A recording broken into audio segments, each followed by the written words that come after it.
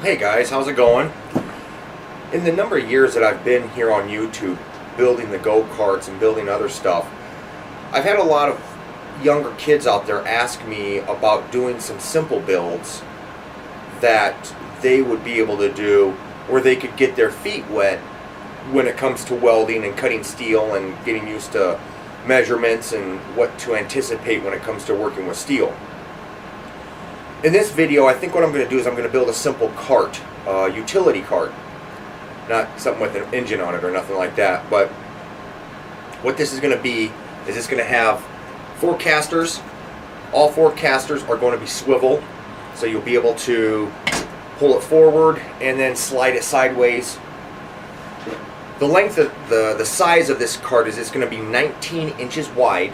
The length of it is going to be, well, the cart itself is going to be 33 inches long.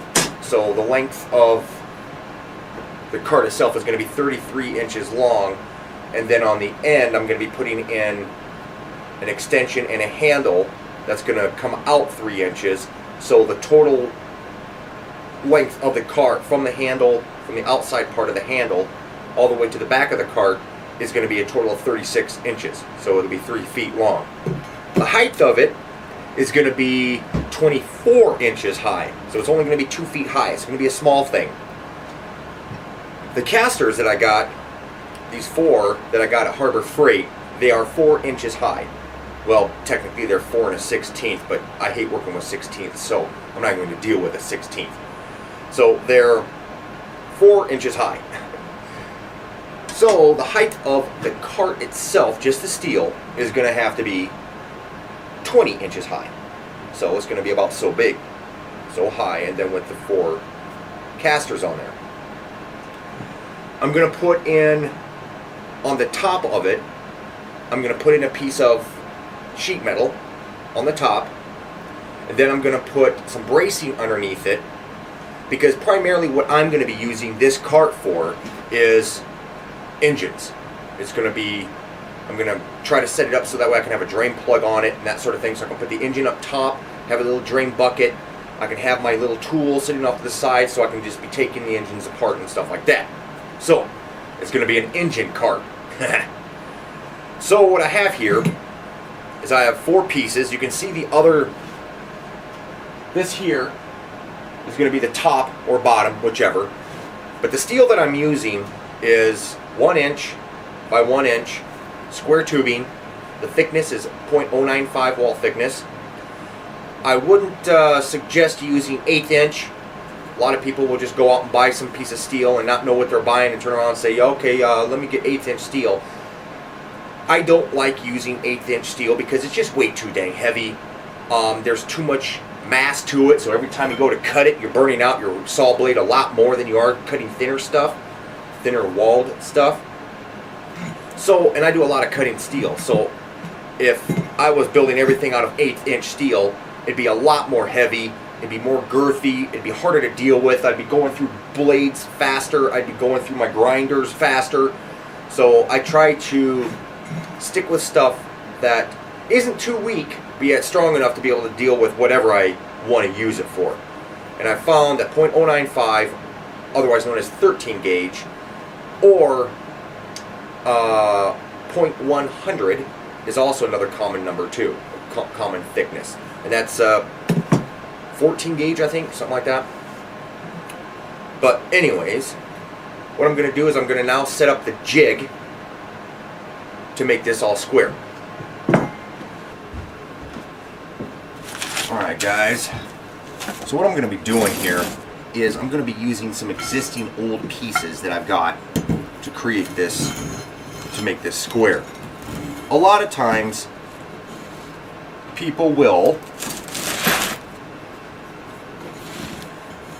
take a frame. What they will do is they'll put their pieces together,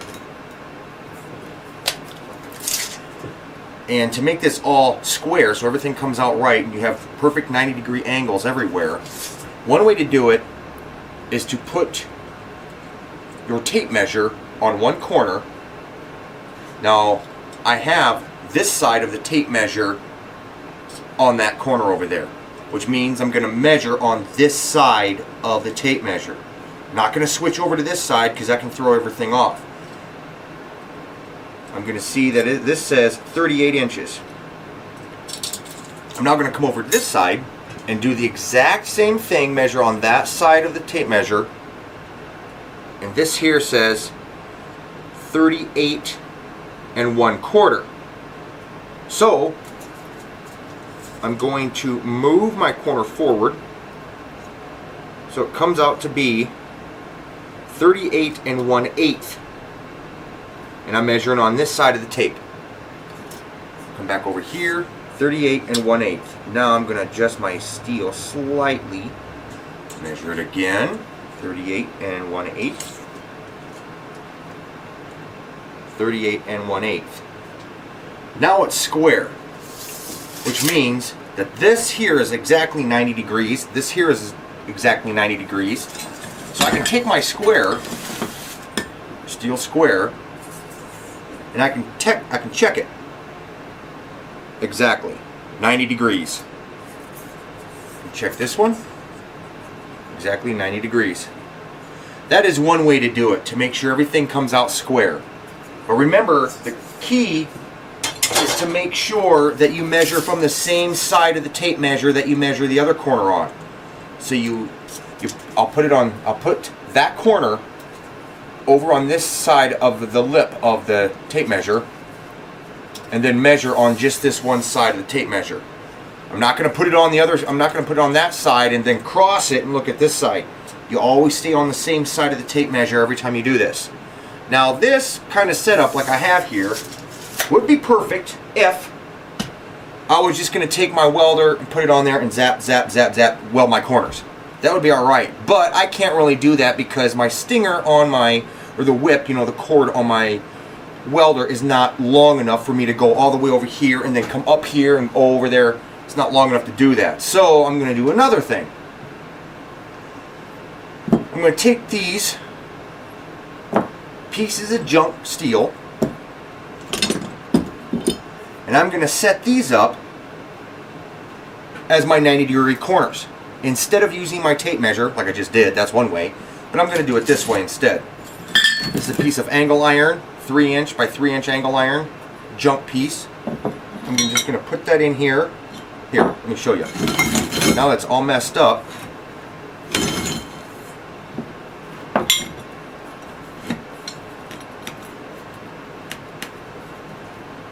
I know that this is 90 degrees because that's the way the company makes it.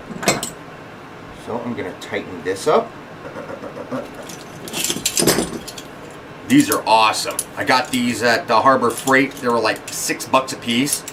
Bought 2 of them. Nice, nice, nice. Always, these things are definitely a great tool when it comes to welding. You want to get these kind that have the big arch in them, or the bigger ones, because it keeps all these mechanisms away from your welding splatter. So you ain't got welding splatter going inside there. Now these pieces here,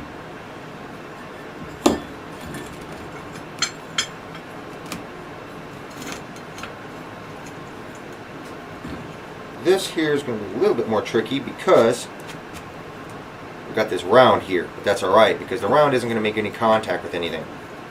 So I'm going to set up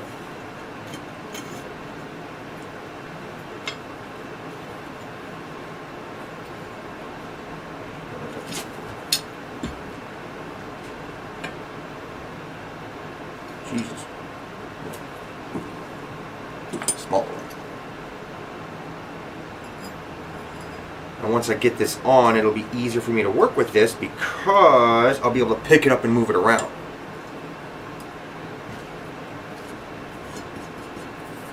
Maybe it looks like there's a few imperfections here and there. But what I'm going to do here is I'm just going to line these up and zap that with my welder and then go around and do all the other corners. I'm only going to do the edges here though. Zap, zap, zap, zap, zap, zap, zap. Then, once I get that welded, tack welded, then I'll weld just one side. So, let's do that.